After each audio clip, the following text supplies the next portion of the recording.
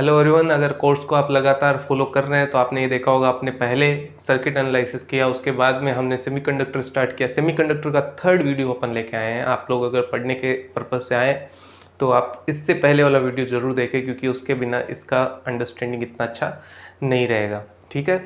और जो रेगुलर है इस कोर्स के साथ में, वो अपना पेन एंड नोटबुक लेके बैठ जाएं। अपन लेक्चर स्टार्ट कर रहे हैं और ये लेक्चर वहीं से स्टार्ट होगा। एक बार फिर मैं दोहरा रहा हूँ, वहीं से स्टार्ट होगा जहाँ पे लास्ट लेक्चर हमने ख़त्म किया था। तो देखो, सबसे पहले अपन देखते हैं लास्ट लेक्चर अपन ने ख़त्म कहाँ किया था। तो लास्ट लेक्चर में हमने एक क्वांटिटी निकाली थी जिसको अपन ने बोला था dn, और dn का वैल्यू अपने पास आया था 4 पाई 2m power 3/2 over h cube and into यहाँ था e की पावर हाफ de। ये फॉर्मूला हमने ड्राइव किया था और ये फॉर्मूला हमें क्या बताता है, e to e plus de range में पर unit volume number of quantum states कितने हैं। देखो भी ध्यान रखना, अभी जो अपन करने वाले हैं और जो पिछली क्लास में अपन ने किया उनमें डिफरेंस अपने को पता होना चाहिए एग्जैक्टली। अगर हमें डिफरेंस नहीं पता है तो हम उनमें डिफ्रेंशिएट नहीं कर पाएंगे, तो हम कंफ्यूज हो जाएंगे भाई क्या पूछा जा रहा है। तो अपन ने जो अभी तक किया है वो डेंसिटी ऑफ स्टेट किया था, कि मतलब सेमीकंडक्टर के अंदर कितना क्वांटम स्टेट अवेलेबल है in some specific energy range in per unit volume. तो मैं यहाँ लिख दे रहा हूँ, देखो ये क्या चीज़ है, ये अपना है number of quantum states. Number of quantum states, quantum states है, कई एनर्जी स्टेट्स भी बोलते हैं, वो कोई उसमें खास डिफरेंस नहीं है। क्वांटम स्टेट्स पर यूनिट वॉल्यूम, पर unit volume in E to E plus D E energy range, या रेंज लिख देता हूं सीधा। ये अपन ने ड्राइव किया था लास्ट वीडियो के अंदर, लास्ट लेक्चर के अंदर हमने ये ड्राइव कर लिया था। अब अपन क्या करने वाले हैं, हम इसकी सहायता से इसकी हेल्प से फर्मी-डिराक स्टैटिस्टिक्स को लगाते हुए इसी रेंज के अंदर कितने नंबर ऑफ इलेक्ट्रॉन्स अवेलेबल है हमारे पास में वो पता करेंगे। या फिर जैसे ही अपन नंबर ऑफ इलेक्ट्रॉन्स पता करेंगे, हम ये फॉर्मूला यूज ले, तो इसमें पर यूनिट वॉल्यूम आ रहा है, इसलिए वहाँ पे भी पर यूनिट वॉल्यूम आएगा वो। और पर यूनिट वॉल्यूम में अपन डेंसिटी वर्ड जोड़ देते हैं। तो हम देख रहे हैं कि किसी इंट्रिंसिक, सबसे पहले इंट्रिंसिक यानी कि जो नेज अर्धचालक है उसके कंडक्शन बैंड में कितने इलेक्ट्रॉन्स एग्जिस्ट कर रहे हैं, कितनी इलेक्ट्रॉन्स जो है वो एग्जिस्ट करते हैं, और वो किस पे डिपेंड कर, वो उसकी डिपेंडेंसी अपन पता करेंगे टेम्परेचर पे, कि टेम्परेचर के साथ वो किस तरह से चेंजमेंट उनका आता है। तो देखो, क्वेश्चन दो तरीके से पूछा जा सकता है। एक तो सीधा सीधा कि नेज अर्धचालक में चालन बैंड में इलेक्ट्रॉन डेंसिटी पता करो, या तो सीधा सीधा, या फिर दूसरे तरीके से ये भी पूछा जा सकता है कि इलेक्ट्रॉन्स की density with respect to temperature किस तरह से बदलती है नेज अर्धचालक में, ये बताइए। तो देखो, दोनों ही क्वेश्चंस का आंसर सेम ही रहेगा और बहुत ही इंटरेस्टिंग डेरिवेशन है, बहुत ही अच्छा डेरिवेशन है। फिजिक्स का सबसे जो बेहतरीन एक पहलू है जिसमें स्टेप बाय स्टेप सब कुछ चलता है, हर जगह कुछ ना कुछ हम सोच के, विचार के, कुछ चीज़ों को अप्रोक्सीमेशन में ला के, कुछ चीज़ों को कॉन्सेप्ट लगा के, वो सब कुछ करके एंड फाइनल एक रिजल्ट आता है। और ये फिजिक्स में सबसे अच्छी चीज़ मुझे लगती है पर्सनली, और जिससे भी फिजिक्स अच्छी लगती है उसको जरूर अच्छी ये लगेगी। देखो ध्यान से, तो सबसे पहला अपना ये हो गया dn, that is number of quantum states. Number second, देखो हमने फर्मी-डिराक स्टैटिस्टिक्स पिछले वीडियो में ही किया था। फर्मी-डिराक स्टैटिस्टिक्स अपन लगाएंगे क्योंकि इलेक्ट्रॉन एक तरह का फर्मियोन है। फर्मियोन के पास जो प्रॉपर्टीज होनी चाहिए वो सारी की सारी इलेक्ट्रॉन के पास है, इसलिए उसे अपन फर्मियोन कहते हैं। और फर्मियोन जो डिस्ट्रीब्यूशन फंक्शन फॉलो करता है वो मैं यहाँ लिख रहा हूँ। तो अब मैं लिख रहा हूँ प्रोबेबिलिटी of an electron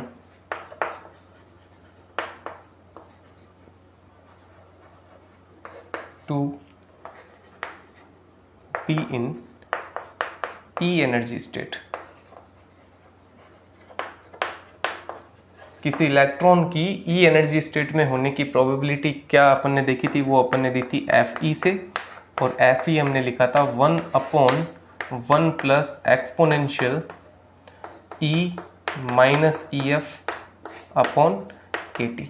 देखो अगर ये फंक्शन आपको नहीं आता है, आप अगर इसी वीडियो में देख रहे हैं, मेरे कहने के बावजूद भी अगर देख रहे हैं, तो यहाँ आके आप डेफिनेटली अटक जाओगे। ये तो देखो फिर भी एक फॉर्मूला है, पर यहाँ सेकंड ये भी चीज़ आती है कि भाई E क्या है, EF क्या है एंड ऑल ये सब कुछ क्या हो रहा है। तो इसका एक शॉर्ट सा डिस्क्रिप्शन हमने पिछले वीडियो में दिया है, जिन्होंने नहीं देखा वो देख लीजिए। मुझे नहीं लगता ऐसा कोई है, जो लोग देख रहे हैं वही लोग देखने आए होंगे। अगर आप में से एक आध भी कोई अगर आप में से एक आध भी कोई ऐसे लोग हैं जो पिछला वीडियो नहीं देखे थे, तो वो ज़रूर देख लें। अब मैं दोबारा नहीं दोहराऊंगा, ठीक है, 2 बार 3 बार कह चुका हूँ। देखो जब अपन मेहनत कर रहे होते हैं ना किसी चीज़ पे, तो वो मन में ख्याल आ ही जाता है कि किसी को किसी तरह की प्रॉब्लम नहीं, क्योंकि एक लाइव क्लास का एक प्रॉब्लम है ये। इस तरह का रिकॉर्ड लेक्चर या फिर जहाँ पे सामने इंटरेक्शन नहीं किया जा सकता, उस तरह की क्लासेज का प्रॉब्लम है ये। अब बहुत सारे हज़ारों क्वेश्चंस हमारे माइंड में आ रहे होते हैं कि क्या किस तरह की प्रॉब्लम्स आ सकती है, तो हम सब तरह की प्रॉब्लम्स को डील करने की कोशिश करते हैं। अगर सामने बच्चे बैठे हो, अगर जो स्टूडेंट्स है, जो भी लर्नर्स है, अगर सामने बैठे हो, तो वो सीधा पूछ लेते हैं यहाँ नहीं समझ में आया सर दोबारा बता दो, तो दैट इज़ फाइन, वहाँ वो प्रॉब्लम सोल्व हो जाती है। बट अभी सामने क्या है, अभी तो कैमरा है सिर्फ, किससे क्या पूछ सकते हैं। तो भाई किसी भी तरह की प्रॉब्लम ना हो, मेरा टारगेट यही है। हर किसी ट्यूटर का टारगेट यही होता है कि उसके सामने जो लोग बैठे हैं, जो भी देख रहे हैं, उनको किसी प्रकार की प्रॉब्लम ना हो। चलो ठीक है, आप सब लोगों ने पिछला वीडियो देख लिया, मैं ऐसा ही मान के चल रहा हूँ। तो FE इज इक्वल टू ये होता है अपने पास, और ये नंबर ऑफ क्वांटम स्टेट्स हैं। तो अब आपके पास प्रोबेबिलिटी है एक, और प्रोबेबिलिटी के साथ आपके पास एक नंबर ऑफ इवेंट्स हैं। तो आप उन इवेंट्स को प्रोबेबिलिटी से मल्टीप्लाई कर दोगे तो आपको आउटकम मिल जाएंगे कि कितने आउटकम है। जिसे आप 10th क्लास में सबसे पहले, जब 9th में जब प्रोबेबिलिटी आपने आपको इंट्रोड्यूस किया था आपको प्रोबेबिलिटी से, तब ये बात आती थी, 2 वर्ड्स आते थे, अनुकूल परिणाम और कुल परिणाम। ठीक है, तो ये अपने कुल परिणाम है। और अनुकूल परिणाम कैसे आएंगे, जो हमारे डिजायरेबल जो इवेंट्स हैं, आउटकम है, वो कैसे आएंगे, इस प्रोबेबिलिटी को इस नंबर ऑफ जो भी क्वांटम स्टेट्स है उससे मल्टीप्लाई कर देंगे, तो अपने पास में कंडक्शन बैंड में कितना कुछ है इलेक्ट्रॉन्स, वो आ जाएंगे। ठीक है, टाइटल तो अपन ने लिखा ही नहीं, देखो सबसे इंपॉर्टेंट पार्ट टाइटल तो रहेगा। टाइटल अब लिख देता हूँ मैं, तो वो है अपना electron density,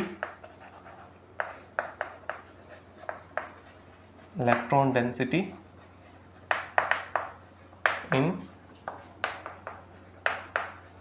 intrinsic semiconductor. Naz अर्धचालक में इलेक्ट्रॉन डेंसिटी क्या है। और हम देखो इलेक्ट्रॉन की बात कर रहे हैं, तो डेफिनेटली वो कंडक्शन बैंड में होगा, ये आपको इसमें नेज अर्धचालक में कहने की आवश्यकता है नहीं। तो देखो अब अपने पास में अगर ये नंबर ऑफ पार्टिकल्स है, नंबर ऑफ क्वांटम स्टेट है, ये किसी एक पार्टिकल की प्रोबेबिलिटी है, तो total number of particles, total number of electrons in conduction band. देखो ज़्यादा कोई टफ इंग्लिश नहीं है, नॉर्मल सेंटेंसेज है, हिंदी आराम से बनाई जा सकती है, तो आप थोड़ी सी प्रैक्टिस कर लेना इस चीज़ की। तो dn is equal to, small dn कर दिया मैंने इसको, तो ये होगा आपके पास 4π2m, इसकी पावर अपने पास है 3/2 e, एंड de बाद में लिख देंगे, एंड अपॉन यहाँ क्या है अपने पास h³ है, और एक अपने पास अपॉन में ये भी आ जाएगा अब, तो ये होगा 1 + exponential e - EF upon KT, and यहाँ पे आ जाएगा DE। ठीक है, अब देखो अगर हमें यहाँ पे अगर अपन देखें, तो ये कुछ चीज़ें जो इसमें कांस्टेंट है, जैसे ये वाली चीज़ कांस्टेंट है, तो इसको Ni लिख सकते हैं अपन। तो इस पूरे को यहाँ से लेके और यहाँ तक, इस पूरे को आप नेक्स्ट टर्म में अपन सीधा लिख देंगे Ni, क्योंकि ये कांस्टेंट है। ठीक है, अब यहाँ पे देखो इस डेरिवेशन के साथ में, अच्छा ये टोटल नंबर ऑफ इलेक्ट्रॉन्स हमने लिखे हैं, ये कौन सी रेंज में है, ये टोटल नंबर ऑफ इलेक्ट्रॉन है E + DE रेंज में, E + DE रेंज में नंबर ऑफ इलेक्ट्रॉन्स, या फिर इलेक्ट्रॉन डेंसिटी भी कह सकते हो, नंबर ऑफ इलेक्ट्रॉन पर यूनिट वॉल्यूम यहाँ डाल देता हूँ, तो पर यूनिट वॉल्यूम। एक तरह से एनर्जी डेंसिटी इलेक्ट्रॉन डेंसिटी है ये, लेकिन ये E टू E+DE रेंज में। हमें क्या चाहिए, हमें टोटल इलेक्ट्रॉन्स पूरा रेंज जो है काउंट करना है। वो पूरा रेंज होगा क्या, ये चीज़ अपने को सबसे पहले देखनी है। तो यहाँ पे एक वर्ड आता है, एक साइंटिस्ट का नाम आता है, दैट इज शोकले। शोकले जी जो थे वो उन्होंने जो ट्रांजिस्टर है उसमें भी उनका रोल है, ट्रांजिस्टर को क्रिएट करने में। ट्रांजिस्टर का जो भी इन्वेंशन हुआ था उसमें भी शोकले जी का रोल है। और शोकले जी ने यहाँ पे भी एक अपना जो है रोल प्ले किया है। वो क्या कहते हैं, देखो वो कहते हैं इस डेरिवेशन में दो चीज़ें जो है वो अपने को चेंज करने की ज़रूरत है। दो चीज़ें कौन कौन सी, देखो ये चीज़ ही सबसे इम्पोर्टेंट बेस है इसका कि क्या वो कहना चाह रहे हैं। तो वो सबसे पहले ये कहते हैं कि क्योंकि हम जब बात करते हैं कंडक्शन बैंड की, तो कंडक्शन बैंड में हम इलेक्ट्रॉन्स के बारे में बात कर रहे हैं। तो यहाँ पे जो एनर्जीज है, एनर्जी का जो बेस है, पहले लेट सपोज यहाँ पे E=0 का बेस है, या ग्राउंड स्टेट एनर्जी, जो भी ग्राउंड स्टेट एनर्जी है उसको मैं कह देता हूँ E0 एनर्जी से ऊपर एनर्जी लेवल्स बढ़ रहे हैं। यहाँ पे अपने पास एक वैलेंस बैंड का हाईएस्ट एनर्जी आता है, यहाँ पे अपने पास कंडक्शन बैंड का लोवेस्ट एनर्जी आता है, और ये बीच में ईजी अपने पास आता है जो है फॉरबिडन एनर्जी बैंड गैप। अब यहाँ पे जो इलेक्ट्रॉन्स है उनकी एनर्जी जब अपन काउंट करें, लेट सपोज इस एक पर्टिकुलर एनर्जी लेवल पे है वो, तो इसकी एनर्जी अगर अपन काउंट करें तो अपन इसके रेस्पेक्ट में काउंट करेंगे तो ये E है लेट सपोज, ठीक है। लेकिन शोकले जी ने ये कहा, मिस्टर शोकले ने ये कहा कि यहाँ से यहाँ तक की एनर्जी बार बार काउंट करने का क्या सेंस बनता है, जबकि आपको पता है कि इलेक्ट्रॉन इससे नीचे तो कभी आ ही नहीं सकता। अगर इससे नीचे आ रहा है तो फॉरबिडन एनर्जी गैप है, तो उसका कोई मतलब नहीं है, और यहाँ आ गया तो फिर वो फ्री नहीं है, तो उसको भी स्टडी करने की अपनी को ज़रूरत नहीं है। तो ये इलेक्ट्रॉन के लिए जो बेस है ना, फाउंड जो उसका एक रेफरेंस है, वो रेफरेंस ये नहीं होके, ये जीरो वाली एनर्जी नहीं होके यहाँ वाली एनर्जी होनी चाहिए, ये वाली एनर्जी होनी चाहिए, कि इसका रेफरेंस सिर्फ ये है। अगर एकदम यहाँ पे है तो उसकी एनर्जी लगभग जीरो के बराबर ही है, वो बिल्कुल भी फ्री नहीं है। मतलब ऊपर उसके पास बहुत सारी पॉसिबिलिटी है, लेकिन वो नीचे की तरफ और उसकी एनर्जी नहीं हो सकती, मतलब उससे नीचे वो उसकी एनर्जी नहीं हो सकती। तो यहाँ पे जो इलेक्ट्रॉन है उसकी एनर्जी जीरो होनी चाहिए, उससे ऊपर जैसे जैसे बढ़ रहा है तो वो इसी से कैलकुलेट होनी चाहिए। तो शोकले जी का पहला जो इसमें परिवर्तन था वो ये था कि E नहीं लिखना चाहिए अपने को इस डेरिवेशन में, इस डेरिवेशन E की जगह हमें लिखना चाहिए E-EC। कहाँ पे, इस जगह पे E की जगह बजाय हमें क्या लिखना पड़ेगा, E-EC लिखना पड़ेगा। तो अब देखो अगर अपन कहें कि किसी की एनर्जी मान लो EC ही है, तो EC-EC उसकी एनर्जी जीरो मानी जाएगी, मतलब रेफरेंस बदल दिया, दैट्स इट। आपने फर्स्ट ईयर में अगर गैलीलियन ट्रांसफॉर्मेशन देखा तो अपन करते थे ना उसमें, कि अगर एक मूविंग फ्रेम ऑफ रेफरेंस है, एक स्टेशनरी फ्रेम ऑफ रेफरेंस है, तो हम उन दोनों के बीच में ट्रांसफॉर्मेशन लगा सकते हैं। तो उनमें एक ऐसा सिचुएशन था कि एक फ्रेम ऑफ रेफरेंस यहाँ है, दूसरा फ्रेम ऑफ रेफरेंस आपसे थोड़ी सी दूर 2 मीटर पे है, लेकिन वो स्टेशनरी है, दोनों ही अगर स्टेशनरी है तो सिर्फ और सिर्फ उसका क्या किया हमने, ट्रांसलेशन किया, उसका जीरो वाला जो पॉइंट था, निर्देश बिंदु जो था, उसको अपने बढ़ा के कहीं और रख दिया। तो चीज़ें बदल जाती है, थोड़ी बहुत बदलती है, लेकिन इतनी भी नहीं बदलती है। तो एग्जैक्टली यहाँ पे वही काम अपना हो रहा है कि हम एनर्जी लेवल जो है उसका रेफरेंस जीरो नहीं लेके हमने क्या ले लिया, EC ले लिया। आई थिंक आप लोगों को समझ में आ गया होगा। तो E की जगह EC लेना है, नंबर फर्स्ट। नंबर सेकंड उन्होंने ये कहा कि यहाँ पे ये जो नीचे एक्सप्रेशन आ रहा है, ये वाला जो एक्सप्रेशन आ रहा है, इसको थोड़ा ईजी बनाया जा सकता है। कैसे, कि जब हम कह रहे हैं कि E-EC ही हमारे लिए काउंट करने लायक चीज़ है, तो E-EF मतलब EF कहाँ था, अपन ने कहा था EF इन बिटवीन इस जगह पे कहीं होगा, कई बार ऊपर, कई बार नीचे, कई बार बीचों बीच। ही अपन आगे बात करेंगे कि EF कहाँ होता है, एग्जैक्टली कहाँ सिचुएटेड होता है, लोकेशन क्या है इसकी, वो आगे बात करेंगे नेक्स्ट 1-2 वीडियो के बाद में। लेकिन फिर भी होता है यहाँ कहीं है बीच में। तो जब E-EC के बारे में बात करें तो E-EF तो बहुत ज़्यादा हो गया एक तरीके से। जब E-EC हम कैलकुलेट कर रहे हैं तो वही अगर आपके पास ज़्यादा हो, लेट सपोज, तो E-EF तो और भी बहुत ज़्यादा हो जाएगा। तो E-EF बहुत ज़्यादा है यहाँ पे। सेकंड थिंग क्या है कि E-EF is very much larger than KT, और उसके कारण से जो एक्सपोनेंशियल वाला टर्म है, एक्सपोनेंशियल E-EF अपॉन KT वाला जो टर्म है, that is very much larger than 1, क्योंकि जब वो ऐसे ही 1 से खूब बड़ा है, बिना एक्सपोनेंशियल लगाए ये 1 से खूब बड़ा है, तो एक्सपोनेंशियल लगा के तो वो और भी बड़ा हो जाएगा।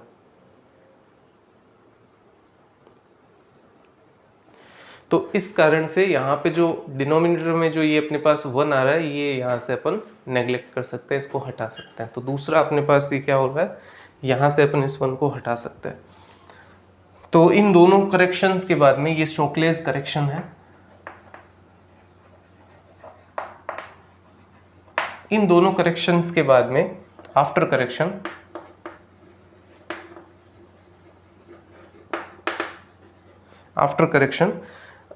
dn अपने पास देखो क्या हो गया, dn इज इक्वल टू, मैं उसको ni लिख रहा हूँ, तो ni, और यहाँ पे अपने पास हो गया e माइनस ई सी इसकी पावर हाफ, एंड अपॉन में अपने पास क्या हो गया,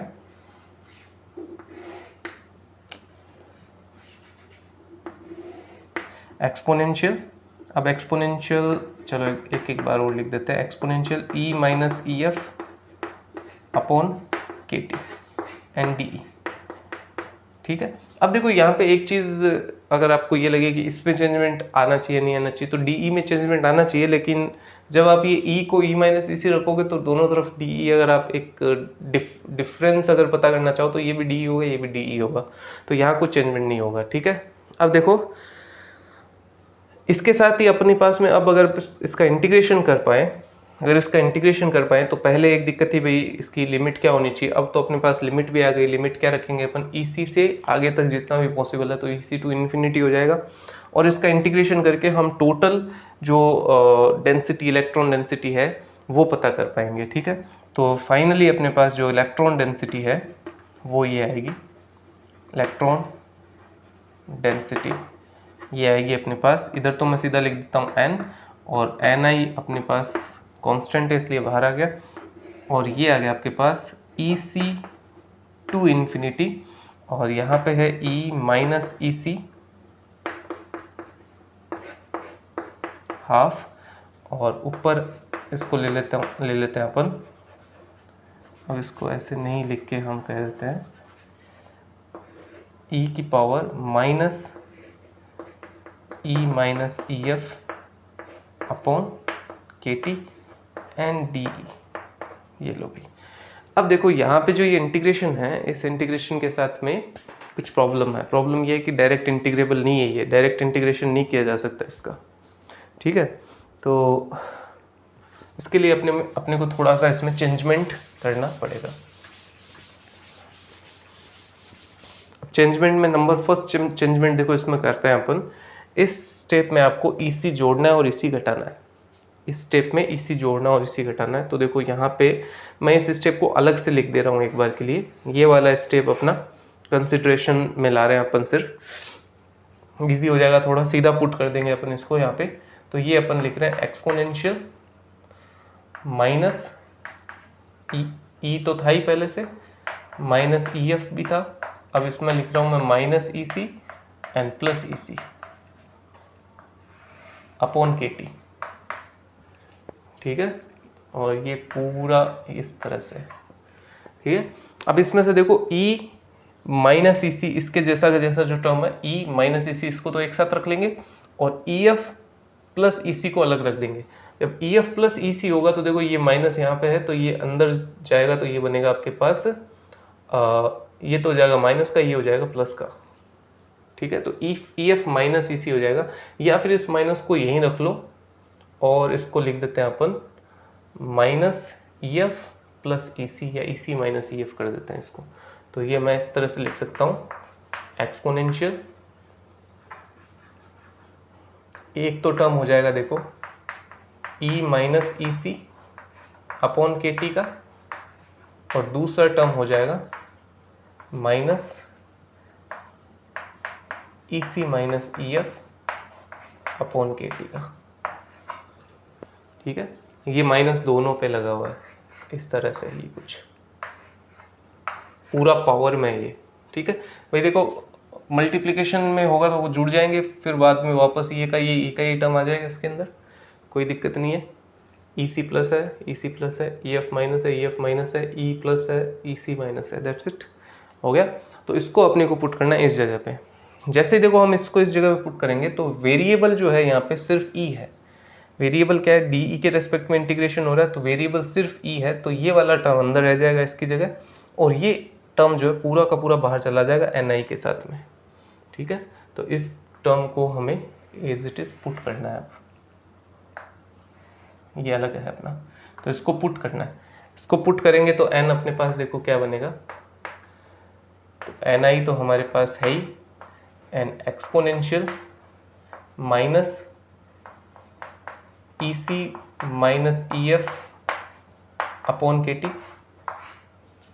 साथ साथ में नोट करते रहिए भाई, E C minus E F upon K T, and फिर integration E C to infinity, ठीक है। अब ये टर्म और इसके साथ ये वाला टर्म, तो ये है आपके पास e माइनस ई सी हाफ, और इसके साथ exponential minus E minus E C upon K T into D.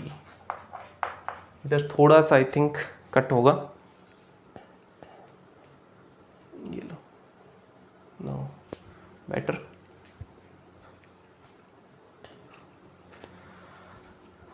अब देखो इसमें ये वो वाला जो अपने पास पार्ट है, इसमें देखो ये वेरिएबल है और ये वेरिएबल है, एक तो ये वेरिएबल है तो x टाइप की चीज़ है कुछ, और इसके अंदर एक्सपोनेंशियल की पावर x है, तो ये आपके पास में एक सॉल्व किया जाने वाला या इंटीग्रेबल सिचुएशन है, लेकिन फिर भी इसमें e माइनस ई सी जो है वो थोड़ा कन्फ्यूजन क्रिएट कर रहा है, इसलिए यहाँ पे एक और अपन पुट करेंगे कुछ वेरिएबल की जगह, ये जो अपना चेंजमेंट हो रहा है इसकी जगह अपन कुछ नया वेरिएबल पुट कर देते हैं, जिससे ये थोड़ा और इजी हो जाएगा। तो यहाँ पे अपने को पुट करना है e minus E C upon K T is equal to X, ठीक है। तो ऐसे जैसे अपन ने पुट किया तो ये लिमिट्स के साथ क्या हो जाएगा, सबसे पहले तो ये देखते हैं अपन। तो लिमिट्स में जब आप ई सी की जगह, जब ई की जगह ई सी रखोगे, ई की जगह ई सी रखोगे, तब तो e इज इक्वल टू ई सी रखते हैं, लिमिट क्या होगी, जीरो होगी, क्योंकि ये तो माइनस हो गया, जीरो हो गया। और फिर e की जगह जब आप इन्फिनिटी रखोगे तो यहाँ इन्फिनिटी होगा, तो ये अपने आप इन्फिनिटी हो जाएगा, तो लिमिट बदल गई आपकी zero to infinity, number first. Number second देखो, अपने को चाहिए e माइनस ई सी का वैल्यू, तो यहाँ से e माइनस ई सी का वैल्यू अपने पास आ जाएगा, e माइनस ई सी का वैल्यू आ जाएगा x इंटू के टी। तो ये जो आपके पास है इसकी जगह आपको क्या रखना है, x इंटू के टी रखना है। फिर आपको क्या चाहिए, आपको चाहिए डी, तो डी इसका डिफ्रेंशिएशन कर देते हैं, तो डिफ्रेंशिएशन में आएगा डी इज इक्वल टू, यहाँ आएगा डी एक्स, और फिर इसके साथ आ जाएगा के टी।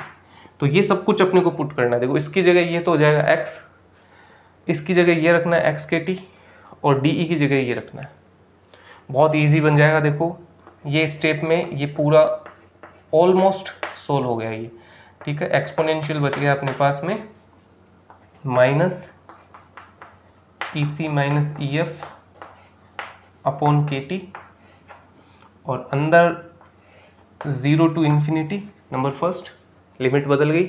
फिर ये देखो ये क्या हो गया अपने पास, ये हो गया x की पावर 1/2 एंड के टी की पावर भी 1/2।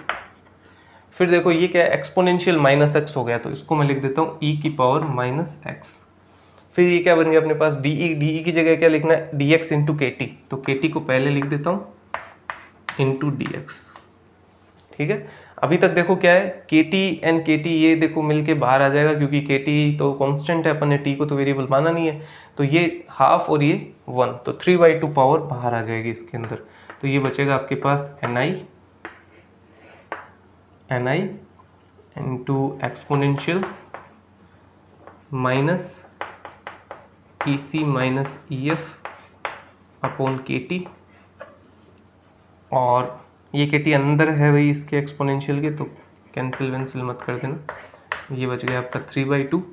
अंदर देखो क्या चीज़ बची है, जीरो टू इन्फिनिटी एक्स की पावर हाफ एंड ई की power minus x into D x, ये चीज़ बच गई, ठीक है। अभी देखो ये जो आपका है, ये जो यहाँ पे बच रहा है, इसको अपन थोड़ा सा पहले सोल्व कर लेते हैं, फिर ये फाइनल टर्म इसमें आ जाएगा। ये तो बहुत इजी है, अभी 2 मिनट में सोल्व हो जाएगा। इसको अपन फाइनली अगेन एक बार लिख देते हैं। तो ये है अपने पास 4 पाई 2m की पावर 3/2 अपॉन h क्यूब। तो ये अपने पास 4 pi upon h cube 2m। देखो एक तो 2m की पावर 3/2 यहाँ से आएगा और एक ये kt की पावर 3/2 है, तो इन दोनों को साथ में लिख दिया मैंने 2m kt की पावर 3/2। अभी तक इसमें एक और टर्म आएगा और ये आपके पास है exponential minus E C minus E F upon K T. इसको मैं लिख देता हूँ आई अपना क्या इंटीग्रल है कुछ, वो अभी अपन सॉल्व करेंगे। तो ये अभी तक अपन ने ऑलमोस्ट ख़त्म है, अभी ज़्यादा नहीं बचा है। बट आई जब तक सॉल्व नहीं होगा तब तक नहीं होगा। ये आई के लिए सब कुछ किया जा रहा है, अभी तक जो अपन ने किया वो सारा आई के लिए किया है। तो आप ये पूरा नोट डाउन कर लें और मैं इसको यहाँ से थोड़ा सा मिटा दे रहा हूँ। स्टार्टिंग में थोड़ा सा मिटा दे रहा हूँ मैं इसको। तो ये जो आई है ना, इसके लिए आपको जाना पड़ेगा मैथमेटिक्स में। ये आई सीधा सॉल्यूशन नहीं है इसका कुछ भी, मतलब आपको पूरा सीधा ही सॉल्यूशन है, सॉरी, इसको आप वैसे पूरा इंटीग्रेट करके और वो नहीं कर सकते आप, इसको बहुत लंबा प्रोसेस हो जाएगा। तो आपको जाना पड़ेगा गामा फंक्शन में। बीएससी फर्स्ट ईयर में इधर एमजीयूसी में चलता है, आप कौन सी यूनिवर्सिटी में हो आप देख लेना, वो उसके अकॉर्डिंग गामा फंक्शन एक वर्ड आता है जो डिफरेंशिएशन या डिफरेंशियल कैलकुलस बुक है जो, उसमें कहीं ना कहीं आता है। मैं उसका शॉर्ट इंट्रो कर रहा हूँ, पूरा वहाँ टॉपिक अपन वहाँ देख चुके हैं आप लोग। तो गामा फंक्शन क्या कहता है, देखो गामा फंक्शन कहता है, 2-3 फॉर्मूलाज है, वो मैं आपको सिर्फ रिवीजन के टर्म में बता रहा हूँ। तो ये अपने पास है 0 to infinity एंड x की पावर a-1 एंड e की पावर -x एंड dx। ये जो आपके पास गामा फंक्शन होता है, ये गामा a के बराबर होता है, ये ऐसा सा कुछ है। और गामा a की एक प्रॉपर्टी भी अपने को यहाँ होनी चाहिए पता, दैट इज़ कि अगर हमारे पास में कुछ ऐसा सा सिचुएशन हो कि n+1 गामा अगर आता है तो उसको हम लिख सकते हैं n गामा n। तो एक तो फॉर्मूला आपको ये पता होना चाहिए, दूसरा फॉर्मूला ये पता होना चाहिए। डेफिनेटली आप लोगों ने ये फॉर्मूला देखा ही होगा। डेफिनेटली मैं इसलिए कह रहा हूँ क्योंकि अगर आपने पढ़ा है तो आपने देखा होगा, और अगर आपने नहीं भी पढ़ा है, आई थिंक ये ऐसा टॉपिक है जो कोई छोड़ता भी नहीं है, बहुत ईजी वाले टॉपिक्स हैं ये। तो ऐसा प्रोबेबिलिटी भी नहीं है कि आपने छोड़ दिया हो बीएससी में। हाँ, ये हो सकता है काफ़ी टाइम हो गया तो आपको याद नहीं होगा, बाकी ये दोनों फार्मूलाज आपने ज़रूर कहीं ना कहीं यूज़ किए होंगे। तो अब इसके साथ में देखो, अपन पहले अपना ये जो आई है इसको लेके आते हैं। तो मैं इसके लिख रहा हूँ यहाँ पे, अपना जो आई है वो है I is equal to integration 0 to infinity, जो x की पावर हाफ है उसको मैं इस फॉर्मेट में लाने के लिए x की पावर 3/2 -1 कर रहा हूँ, और e की पावर -x है ही है और dx है ही है। और इसको जब मैं लिखूंगा तो ये होगा आपके पास गामा 3/2, क्योंकि ये आ जाता है सीधा सीधा। और फिर देखो ये वाली चीज़ अगर अपन यहाँ देखेंगे तो ये होगा आपके पास 1/2 + 1 गामा, और वो ये फॉर्मूला के अकॉर्डिंग क्या हो जाती है, हाफ n गामा हाफ। तो यहाँ पे एक तीसरा फॉर्मूला और लिख लो कि जो इसका हाफ होता है आपके पास, उसका वैल्यू होता है रूट में पाई। ठीक है, तो ये आपके पास होगा √π/2। अब देखो ये इसका आई का वैल्यू है आपके पास। मैंने कहा था ना 1 मिनट का काम है, कुछ इसमें बहुत ज़्यादा ऐसा गूढ़ रहस्य वाली कोई बात नहीं है, और लंबा चौड़ा ज़्यादा चलेगा भी नहीं, बहुत सिंपल वे में हो जाएगा। तो यही आपका वो सिंपल वे है कि इसकी जगह आपको सिर्फ लिख देना है √π/2, दैट्स इट। और आपको इसमें कोई चेंजमेंट नहीं करना है, ये जो भी चल रहा है वो एज इट इज चलेगा आपके पास। ठीक है, तो इसको अपन लिख देते हैं, देखो यहाँ पे putting value of I we get what we get is a formula, जिसके लिए हम इतनी देर से मेहनत कर रहे हैं वही आएगा। तो 4π, तो देखो 4π अभी नहीं लिख रहा मैं, बाई एच क्यूब, ठीक है, 2m के टी की पावर 3/2 एंड एक्सपोनेंशियल, अब इसको माइनस अंदर ही ले जाता हूँ ना, इतनी देर से अपन माइनस के साथ परेशान ही हो रहा है, तो ई एफ माइनस ई सी बच जाएगा वहाँ पे, तो ई F minus E C upon K T, और यहाँ आपके पास है रूट पाई बाई 2। कुछ नहीं बचा, कुछ नहीं बचा, कोई टर्म नहीं बचा, कोई टर्म नहीं बचा। देखो सबसे पहले तो इस 2 के साथ में इसको कैंसिल करो आप, तो इसको कैंसिल किया हमने, ये आ गया 2। अब देखो यहाँ पे एक पाई था अपने पास, दिस वन 1, और ये हो गया हाफ, 1.5, ये मिलके अपने पास क्या हो गया, इसको यहाँ से हटा के मैंने इसके अंदर लिख दिया, इसीलिए स्पेस छोड़ा था मैंने, तो 2 पाई एम के टी 3/2, ठीक है, और इसको भी हटा देते हैं, तो वो अंदर इसमें समाहित हो गया एक तरीके से, ठीक है। अब यहाँ पे देखो ये वाला टर्म जो है ये तो टेम्परेचर डिपेंडेंट तो है हालांकि, लेकिन फिर भी ये ई एफ एंड ई सी एक सब्जेक्टिव केस है कि भाई अपन कौन से मटेरियल के बारे में बात कर रहे हैं, उस मटेरियल की बात हो गई। बट ये जो केस है, ये केस यहाँ पे इसमें कुछ भी ऐसा नहीं है, सिर्फ टेम्परेचर को छोड़ के इसमें ऐसा कुछ भी नहीं है जो मटेरियलिस्टिक हो, ठीक है। तो इसको अपन एक कांस्टेंट के रूप में शो कर सकते हैं। देखो किया तो जाना चाहिए था, कांस्टेंट के रूप में शो तो किया जाना चाहिए था, लेकिन फिर भी कुछ प्रॉब्लम्स आएगी। देखो क्या है, सबसे पहले तो मैं इसको लिख देता हूँ, देखो इस टर्म को मैं लिख देता हूँ, that is let's suppose N, ठीक है, तो ये हो गया N is equal to N and exponential E F minus E C upon K T, and N क्या चीज़ है, एन है टेम्परेचर वाला टर्म अलग लिख रहा हूँ मैं, तो 2 pi H cube and 2 pi M K की पावर 3/2 एंड टेम्परेचर की पावर 3/2, और इस टर्म को अपन कह देते हैं एक नया कांस्टेंट K1 एंड T की पावर 3/2 इज इक्वल टू अपने पास है एन वो वैल्यू है जो यहाँ पे अपने को ये कांस्टेंट के रूप में मिल रही है, ओ वाली वैल्यू है, ठीक है। अब देखो ये जो वैल्यू है इसमें टेम्परेचर का केस तो आपको नजर आ ही रहा है सीधा सीधा, तो जो density energy density electron density है उसका इस चीज पे टेम्परेचर से उस पे क्या फर्क पड़ रहा है वो तो आपको इस टर्म में और इस टर्म में टेम्परेचर दिख रहा है, उससे पता चल जाएगा, ठीक है। अब यहाँ पे K1 जो है उसमें देखो कुछ भी चेंजमेंट नहीं आना चाहिए था, 2 पाई एम एच क्यूब के, ये तो सब कांस्टेंट है, ये कभी चेंज नहीं होना चाहिए था। ये जो मैं अभी आगे बताने वाला हूँ वो आपको वहाँ पे स्पेसिफाई करके नहीं आना है, ठीक है, आपको यहाँ तक काम करके आ जाना है, ये टेम्परेचर डिपेंडेंसी है, इस फॉर्मूला के अकॉर्डिंग टेम्परेचर पे डिपेंड करता है, ठीक है। लेकिन ये K जो है, अब देखो K के मैं दो वैल्यूज लिख रहा हूँ, एक तो आपके पास है 1.7 इंटू 10⁻²2 और एक मैं वैल्यू लिख रहा हूँ 4.6 इंटू 10⁻²2, ये अप्रोक्सीमेशन में लिखा है मैंने, एग्जैक्ट नहीं है। ये K1 का वैल्यू यहाँ आता है जर्मेनियम के लिए और ये आता है सिलिकॉन के लिए, ठीक है। अब ये इससे 3 गुना है, अप्रोक्सीमेटली 3 गुना तो अपन मान सकते हैं, तो 3 गुना आ गया सिलिकॉन के लिए, जर्मेनियम के लिए इतना ही आया है। तो हालांकि K1 में तो कोई चेंजमेंट आया नहीं, K1 तो आपका 2 पाई एम के ये सब कुछ यही है, तो ये तो जर्मेनियम के लिए और सिलिकॉन के लिए बराबर होना चाहिए था, लेकिन ये फिर भी वेरी कर गया। देखो टेम्परेचर पे तो वेरी करेगा ही, और ये मेटेरियलिस्टिक प्रॉपर्टी हो गई इसकी।